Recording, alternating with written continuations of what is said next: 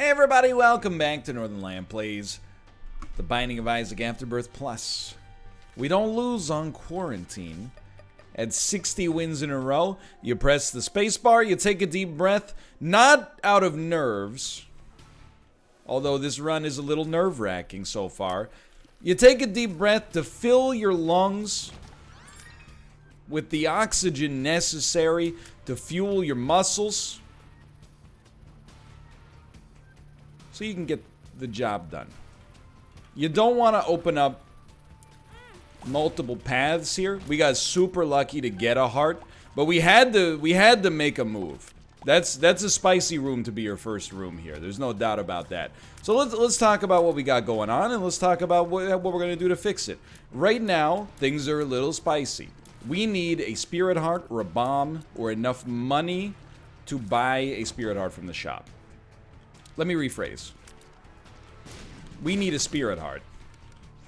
The way that we do that just opened up to us a little bit further. I know it's not gonna explode, but I'm like, I gotta get out of there just in case. It's a super spicy situation for us right there. The real annoyance for me right now is the fact that our stats are also bad. Were it not for bad stats, oh my, I would be much less concerned.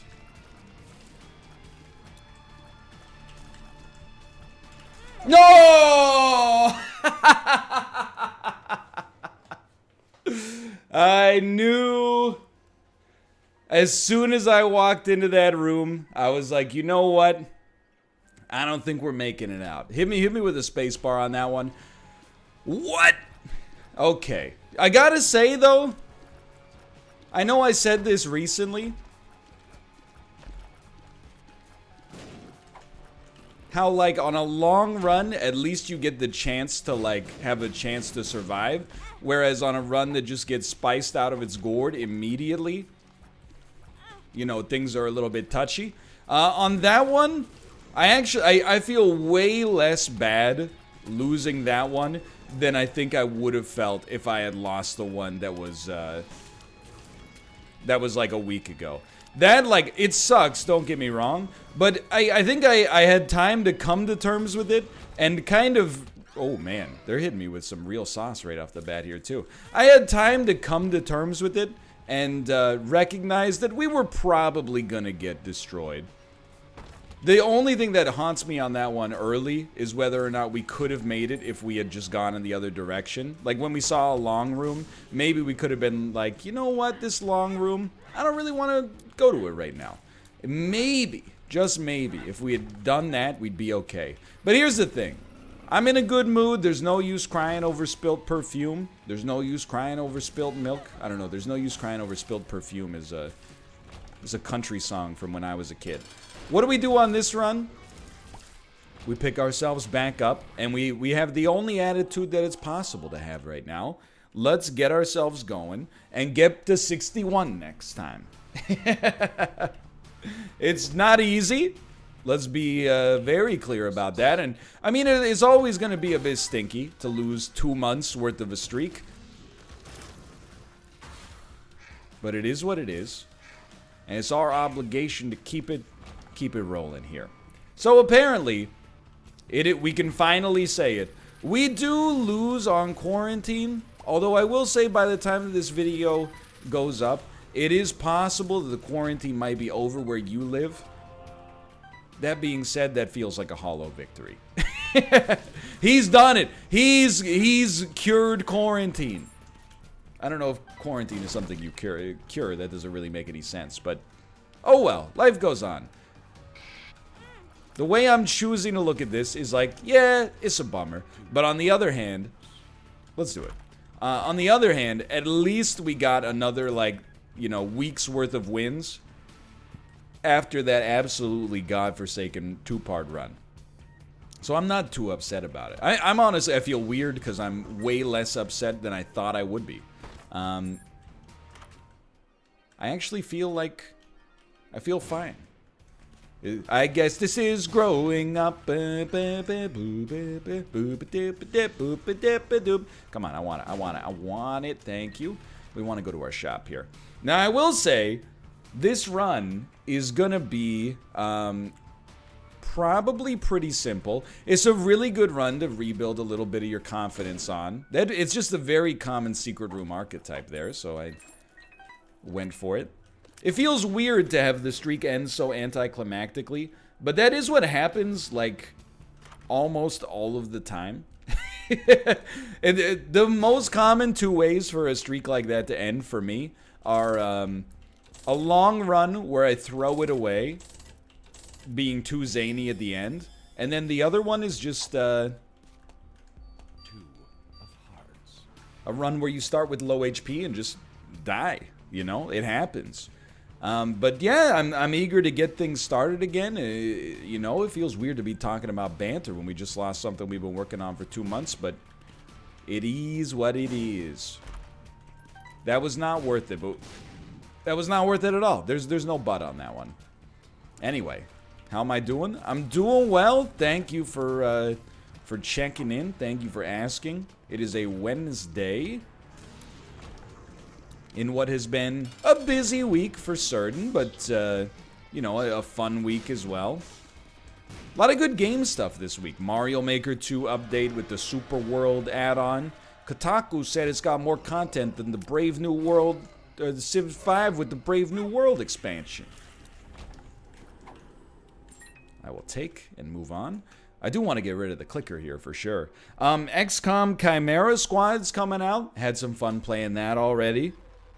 I can say that because even though there is an embargo, the embargo is going to pop like 12 days before this comes out. So it's like, you know, it's environmental storytelling. I'm leaving graffiti on a spaceship wall going like, you know, they're eating us. That's what we want. Dude, I got an idea. Hold on, work with me. I don't think I've ever tried this. If there was ever a better time to try this weirdo synergy or technique, you're gonna have to run it by me, because I can't think of one. What do? You run out to where the enemy is, and then you press space. With Mom's knife, that's an unbelievable damage output. Now, there's a little trick to it. You can't move once you put it down, or once you press the space bar. And then beyond that, if the enemy, like, explodes on death, as that one did, or leaves a creep, as that one did, I should say, you will be hit, but still, like, pretty sick. Yeah, there's some gamey stuff going on this week. It's a lot of fun. The weather's beautiful. We've been, you know, it's quarantine still. I don't know if I've mentioned this part. I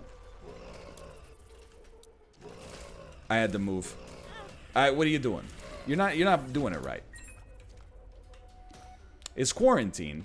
So even though the weather is beautiful, we haven't been going like outdoors very often, just for groceries, other essential services. But like, we've been setting up our patio to try to like counteract that. I've never been much of a patio guy. I think that part of it is because I grew up in a part of the country, which is honestly like 96% of Canada. And it might actually be like closer to 100. But I grew up in a part of the country where when I was outside, it meant that I was being eaten alive by mosquitoes and horseflies and, you know, June bugs and stuff like that all the time. That's why I always laugh when people in Twitch chat are like, have you ever been stung by a bee? I'm like, yeah, I've been stung by like, well, not 100 bees. That's a little bit crazy. But yeah, I've been stung a few times. I've been bitten by mosquitoes. And the only weird, like, bug thing is I don't believe I've ever seen a cockroach. And I know that's super weird because they're, like, one of the most ubiquitous bugs. But I've seen all sorts of, you know, where I lived in university, there were, like, house centipedes that were endemic. They were everywhere. When you see the centipedes go by, you don't even get freaked out. You just go, I mean, they look kind of horrifying, but you don't even get freaked out because you're like, ah, that's okay. The house centipede eats the house spider, so, you know, you're happy about it. But I was never like a patio guy. I know a lot of people are like, yo, I'm waiting for the patios to open up, have some brewskis out in the sun. I've never been a patio guy just because I'm like, you know, We could just have a brewski indoors. How do you feel about that? Then we don't have to deal with mosquito bites. But Vancouver is like, it's pretty low on the bugs. So I'm starting to kind of dig it out there. I don't know what it is about the city that, I mean, we still have bugs, but like, we have silverfish, you know, which kind of like eat your clothes and stuff like that and get into your bathroom. And we got, I mean, there's bed bug infestations in parts of downtown, but, you know, unless you're here on like a short-term occupancy sort of deal, let's not talk about that damage. It's not the right day for that. That shouldn't bother you too much, but in terms of like flies, mosquitoes, etc., it's not too bad. It's not too bad. So we got our own little slice of Pacific Northwest sunlight. It's not big, for the record. Like, 2 of us can sit out there, but then, like, the barbecue's gonna have to go inside. But still, it's been, you know, any port in a storm, I guess is what I'm trying to say. Anything to get just a little slice of vitamin D. Help me. I'm very embarrassed by the damage we're taking here. I think we're having a little bit of like a freshman year in college sort of thing. The streak's over, so we're going, you know what? Help. You know what? I'm going to eat whatever I want now that my mom's not here to tell me what to do, and we're taking damage like a fool. So I really think Mom's Knife Ludovico is bad, but I'm going to tell you, I think it's bad in the same way that, you know, skating with a parachute behind you is going to slow you down. I can't believe with the pause button I still got hit. Yes, it'll slow you down, but it'll also force you to develop more explosive speed. So as a result of that, my hope and dream is that we play stronger because we have to play stronger. This is terrible. I should not have done this. And this is after I said this was going to be an easy run today. You know what we do have, though? In addition to Mom's Knife, is Maw of the Void. Forgive me, by the way, my brain scramble as after I lost the streak here. It's going to take a little bit to recenter for sure. But, you know, what you don't want to do, and it's happened to me enough times to be embarrassing for sure. What you don't want to do is get into bad habits because you're like, it doesn't matter, I lost the streak anyway. And then be like, why can't I win consistently? You know? What you want to do is, you know, keep your habits as good as possible. And maybe mess around a little bit. You know, you can get into some funky stuff, but don't let it become so endemic of a habit that you completely screw yourself over in the future. That's my 2 cents on the subject. I was gonna say, by the way, it's weird, like when I started the video today, I had like a little dash of, I wouldn't even call it anxiety. It was more like, man, I really hope that the streak doesn't end today. And then as soon as I saw the run, I was like, I don't want to say I was resigned to it, because I think that gives off the wrong impression. But I was like, it's a definite possibility. But you never know, dude, if we'd gotten 1 bomb, who knows? The coach had put me in 82, we would have won state, dude. I know it. I just know it. Oh, well. It's a road we've been down before. Yo, I didn't even think about it, but that makes perfect sense. Pause button only gets activated if you shoot. So you can definitely, like, put the knife over enemies and pause it. That's one option that we just did right there. Another one would be, well, let's just start with that, because that's very good. Against single enemies, this is just going to shred. The other thing we can do against multiple enemies, how dare you? We can pause and move. So we could pause the game, but use our orbital to do all the damage. So I think we're actually, like, totally set. We just have to figure out what kind of room we're on. Like, for example, this is a pause and move room. Like so. We don't have to get too funky with it. So now this is a pause and move room. I'm realizing, by the way, speed is probably our biggest asset here. If we could get more than 0.87 of it. Anyway, everything's good, honestly. I can't really complain. Life is just as normal as it can be, given the circumstances. Just doing the husband of a pregnant wife thing, which is like, you know, I like that. Husband of a pregnant wife. Hey there, Kate. What do you wanna eat? I could really go for whatever. I don't know enough about Owner of a Lonely Heart to keep doing it, but really, like, what are the duties of the husband of a pregnant woman? At some point in the day, preferably around the midday, you go, what are you thinking for dinner? And then you do everything in your power to make that happen. That's where we're at so far. That's the second trimester talking. As for what happens after that, I'll let you know when we get there. But, you know, pregnancy-related anecdotes still pretty low. I didn't realize, you know, 'cause when I think of, like, what does someone behave like when they're pregnant, I think of, like, Knocked Up. It's not a good reference necessarily, at least so far, because Knocked Up is like it's a movie, it's a comedy.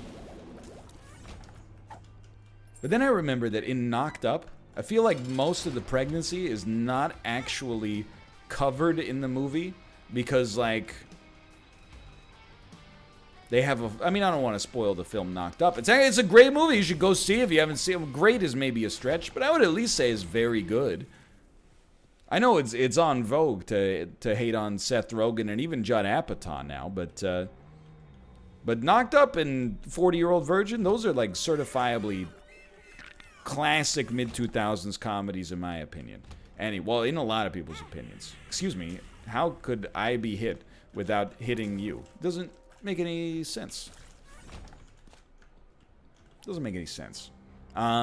But yeah, they have like a fight halfway through, and then he just like doesn't talk to her for like 4 months, and then in the final like 4 weeks they get back together for a little bit or something like that. I don't know. It's been a while. I remember only a couple of things about that movie. One of them is obviously when they show the very graphic shot of the baby's head. That's a great laugh out loud, gross out sort of moment for sure. The other one is that when I saw it in theaters, it was me and Malf and another friend of ours. And, you know, the other friend of ours went to the ticket booth first. It was a long time ago. And went, "One for Knocked Up, please." And they gave him the ticket. And then I went, "One for Knocked Up, please." And he gave me the ticket. And then Malf went up. This is not a joke, by the way. Malf went up and said, "One for Knocked Up, please." And the guy went, that was working the movie theater, went, "This movie is 14A. Are you over the age of 14? And he went, "Yeah." I don't know. I mean, we weren't old at that, but we were like 18, but still. It's just kind of funny. Just a funny moment. But now he's having the last laugh. I went bald at 19, and he's still rocking a luscious head of hair. You know? So, it's not necessarily an insult where you really lose out on it in any way, shape, or form. That's about all I got. That's about all I remember. You're all dead, right? You're not all dead. I'm a fool. You all gotta go too? Okay. Okay. This is a big room for us. Like, we really should not lose the episode, obviously. Well, I mean, we've already lost on the episode. We really should not lose on this specific run, especially with BFF working for us now. But I still think I got a little bit of streak hangover. We got to purge it. This is not really the right run to purge it on, by the way. Just because of the fact that, you know, we got such a zany assortment of items here. But it is what it is. I like how the knife kind of like walks behind us. I'm not touching the keyboard right now. The knife walks behind us like I walked behind my parents when we'd go to the shopping mall when I was like 13 years old. You guys ever have that situation? The early teenage years are some of the most embarrassing, without a doubt. If you think of like the most mortifying things that have happened in your life that you were the architect of, why not? Let's get funky.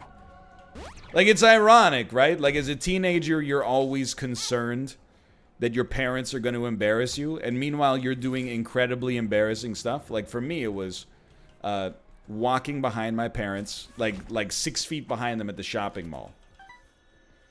Like, people are gonna see two people that at that age were really like in their, well, I guess like their late 30s,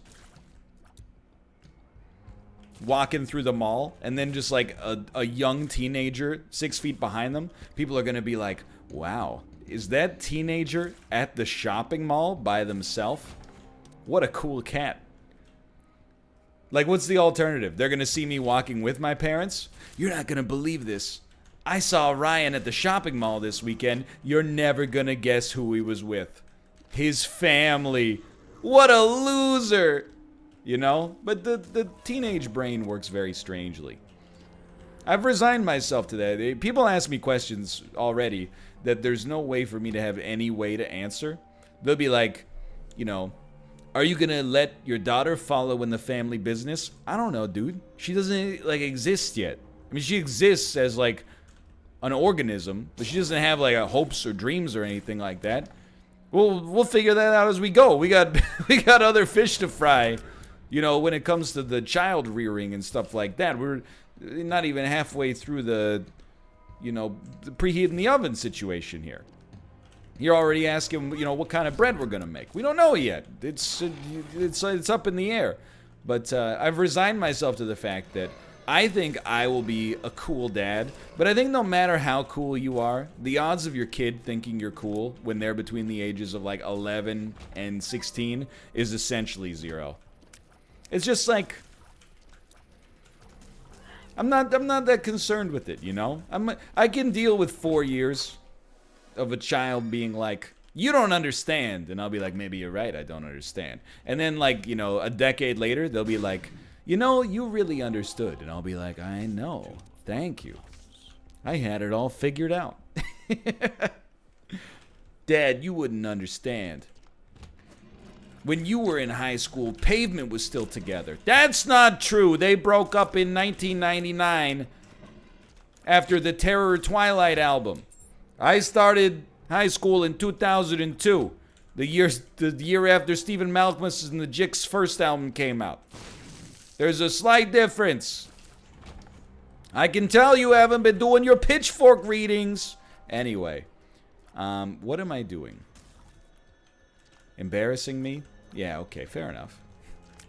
Understand? I get that. What is the psychology? I mean, I think I already got down to the psychology of why. By the way, anybody else in the same boat? I don't know. Why was I even at the mall with my parents? Well, it was like, you know, they were like, oh, we want to spend time with our only son. Wah, wah. Oh, we don't want to, you know, just leave you at home alone or the home alone all the time playing the video games you're playing, you know, 4 hours a night during the school week anyway. Just some kind of like loser mentality like that. And so they'd be like, please come to the shopping mall. And I'd be like, fine. And then I'd go to the mall and just like walk, not with them, but behind them. It's a very strange, like looking back, I'm embarrassed, but I don't even understand what my reasoning was. Like, isn't it way weirder to just be 13 and be at the mall? Like, first off, let's ignore the fact that anybody who saw me would be like, oh, that kid's obviously walking behind his parents for some reason instead of in line with them. And I'm not talking behind to let people pass more easily. I'm talking about, like, maintain a social distance so that people could plausibly... People who knew me would be like, oh, there's your parents. They must have gotten ahead of you a little bit. People that didn't know me would be like, that kid is, like, just close enough that they might be related, but they're walking far enough away that maybe they just drove themselves here independently. It's way weirder to just be walking around the mall by yourself as a young teenager than it is to be there with your parents, who are obviously your main outlet to get there in a town where there's like very little public transportation. Anyway, hold on. I'm gonna hydrate here for a second. I got the dry throat coughs. The dry throat coughs had never been a problem. But then the dang corona came out here, ruined it for everybody. Now anytime you get a dry throat cough, or, you know, you itch your face, people go, oh no, He's gonna get it. He's got it. I don't have a charge on this. That makes sense. That makes sense because I used it earlier. Look, I got the dry throat cough because I've been talking all day. And it's not even a cough. It's more of like a like a throat clear. But then on top of that, I'm touching my face because it's freaking cat shedding season. I know you're not supposed to touch your face. What am I supposed to do? Just let my whole visage be swallowed up by cat fur? Like, at some point, something's got to give. These cats are shedding like crazy. I can't win with these cats. These cats are making me thirsty, etc., etc. Anyway, that's where we're at. I don't understand teenager psychology. I really like... Although I do talk a lot about getting older to the point that it bothers some people, I really feel, and this is probably the way it should be, but I feel smarter now than I was when I was a teenager. And I honestly think so high of a percentage comes down to never doing things simply because they're cool.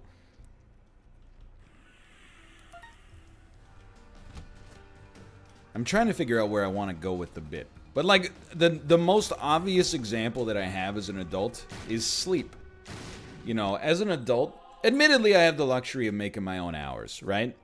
So I typically work like maybe 11 to 9 is like pretty standard. And even then, you know, we're talking, I got to do some like video uploading and thumbnails and metadata and sometimes like stripping out some stream VODs and pushing those to YouTube after that, but I'm not trying to complain. But that's fairly standard, or maybe like 10:30 to 9 is maybe a little bit more reasonable, but you know. I like that because I can make my own hours. And then, you know, it's 9, I'll cook dinner. Start eating dinner around like 9:30 to 10, somewhere in there. And then, you know, like 10 to 12:30 is relaxing, and around 12:30 I go to bed. I sleep like 12:30 to 9, 12:30 to 9:30, somewhere in that range.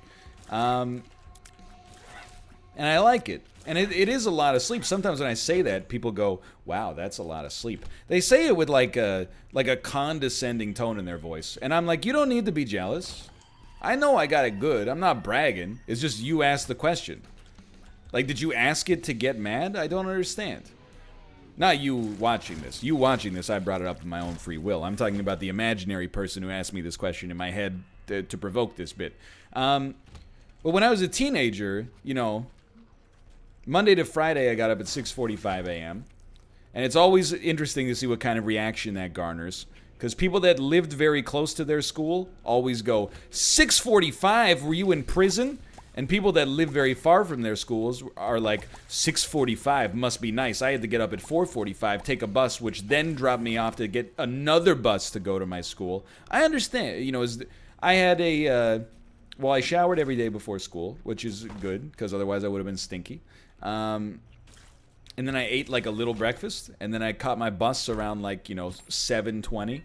And then I had like a 45-minute bus ride to school, basically. Got me there. School started at 8:15. But on the weekends, I could do whatever I wanted. You know, within reason. I could go to bed early and get a good sleep. Or I could, you know, stay up late. And you know, on Saturdays, I could get up whenever I wanted. And same with Sundays for the most part. What did I do? All week, I said to myself, man, oh man, I can't wait till it's Friday so I can actually not have to get up at 6:45 a.m. And instead, I could have a killer sleep. And then what did I do? Friday night, stay up till like 3 in the morning. Sleep usually until like 10:30, which is still not that long. And then, you know, get up and be like, feel less good than I could have felt if I had just let I just let myself get like a 10-hour sleep instead. That would have, I know sleep recharging is like a myth. People, they say that to me, and I've read that, you know, the idea that you could like have 4 hours of sleep and then the next night get like 10 and kind of balance it out. I've heard that that's a myth. But on the other hand, why, when you have like a few nights with bad sleep, if this is a myth, the next night when you go to sleep, you tend to sleep longer, I think. Maybe, I don't know. I'm not a sleep scientist, but why was I staying up late at night? Because I just had this mentality. Well, I mean, I was like, you know, I don't know, watching movies on the movie channel. That's not a euphemism. I was watching cinema. But, you know, as a kid, going to bed at any hour but the latest hour possible is just uncool. I wonder how much suffering I did to myself under the guise of, like, this is a cool thing to do. Even now, sometimes, you know, I'll get roasted for it. I'll be like, well, not less so now because a lot of people in the NLSS community actually go to bed earlier than me, but even now sometimes I'll be like, I ate a meal with vegetables. They'll be like, okay, Grandpa, I had 2 cheeseburgers. And then the next day, they're like, oh, my stomach doesn't feel so good. And I'm like, I feel pretty good. I don't feel like a Captain America, but I, you know...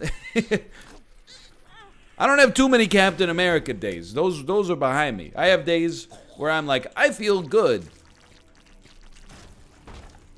And then I have some days where I'm like, what did I eat last night? 2 cheeseburgers? That explains the mess. I'm being serious. To some extent, at least. I really think that, like, you know, part of the wisdom of growing older is just being free from society's trappings of what coolness is. And as a result, you just start to realize that, I mean, really a lot of getting older for me was realizing that, like,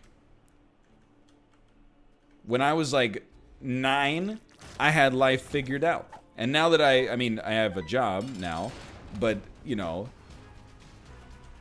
the closer I live my life in line with what life was like as a 9-year-old for me, plus responsibility, the happier I tend to be.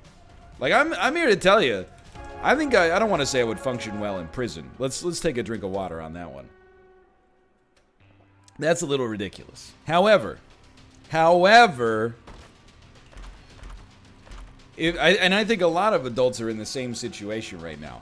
I think as a kid, you know, we were like, oh, my mom cooks all my meals for me. I mean, if you were lucky enough to have this kind of stable home life, at least. Oh, my mom cooks all my meals for me, but tonight we're having roast beef. I don't really like it that much. I'd rather eat dinosaur chicken nuggets. Now, if I could go back and somebody would be like, hey, I'm gonna cook all of your meals for you. All you gotta do is, like, just chill out in your room, and then I'll call you when dinner's ready. You know how much free time that would make for me on a weekly basis? I would never hire, like, a personal chef or something like that. For one, we're not in that tax bracket. At least not until the DLC comes out. But then, like, on top of that, I just feel like I'd feel weird about it. I've got a lot of conflicting emotions going up in the old dome piece. Like, I like maintaining stuff for myself, but I'm also like, man, it would really free up a lot of time, and I would appreciate it more now than I did when I was 15 to just have, you know, somebody prepare all of my meals for me. At the same time, when I'm in a, like a restaurant, I'm always like, oh, don't trouble yourself. You know what I mean? Like, I don't feel comfortable being waited on. You know, I'm always like, if there was a restaurant where it was like, you just go to the back and cook your own food and then serve it to yourself at the table, I would be like, this place has incredible service. It's my ideal establishment.